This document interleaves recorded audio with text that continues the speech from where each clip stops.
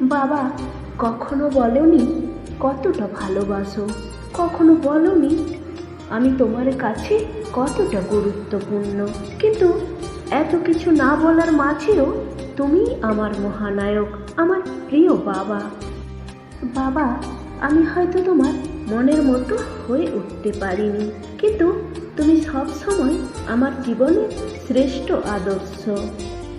বাবা মানে কঠোর অনুশাসনের সাথে গভীর সম্পর্ক।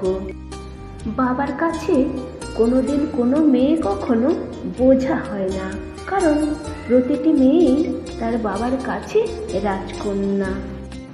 বাবা, তোমাকে কখনো জড়িয়ে ধরে বলাই হয়নি তোমাকে কতটা ভালোবাসি, তুমি ছাড়া কতটা অসহায় আমি।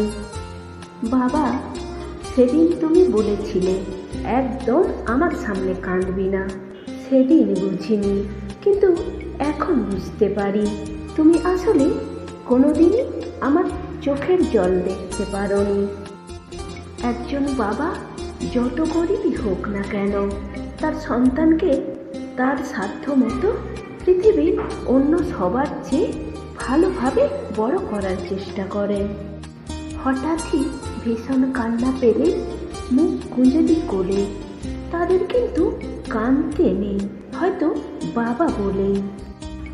বাবা, তুমি আছো বলেই জীবনে এত সুখ, সব সময় মনে ভাসে তোমার প্রিয় মুখ। বাবা, আমি জানি আমাদের খুশির জন্য তুমি নিজের খেয়াল রাখতে ভুলে গেছো। ভালো থেকো বাবা। আমার সকল কান্নার মাঝে, আমার সকল বায়নার মাঝে আমার সাথে থাকার জন্যে থ্যাংক ইউ বাবা। বাবা এমন একজন যিনি সারা জীবন নিজের পরিবারের মুখে হাসি ফোটানোর জন্য উদয়াস্ত পরিশ্রম করে যান। নিজের সব খুশি অবাধে বিসর্জন দিয়ে দেন ইনি। তাই বিশ্বের সব বাবাকে জানাই অন্তরের অন্তঃস্থল থেকে গভীর শ্রদ্ধা ও ভক্তি।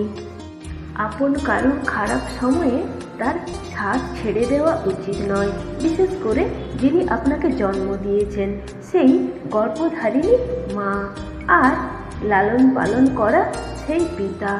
আপনাকে লালন পালন করে বড় করতে তিনি অনেক কষ্ট সহ্য করেছেন।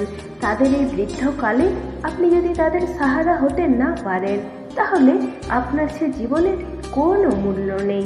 তাই প্রতিটি সন্তানের উচিত বৃদ্ধা বয়সে বাবা মায়ের পাশে থাকা। প্রিয় মা ও বাবা, হয়তো তোমাদের যোগ্য সন্তান হয়ে উঠতে পারিনি ঠিকই, কিন্তু তবুও বিশ্বাস করো আমি তোমাদেরকে অনেক ভালোবাসি।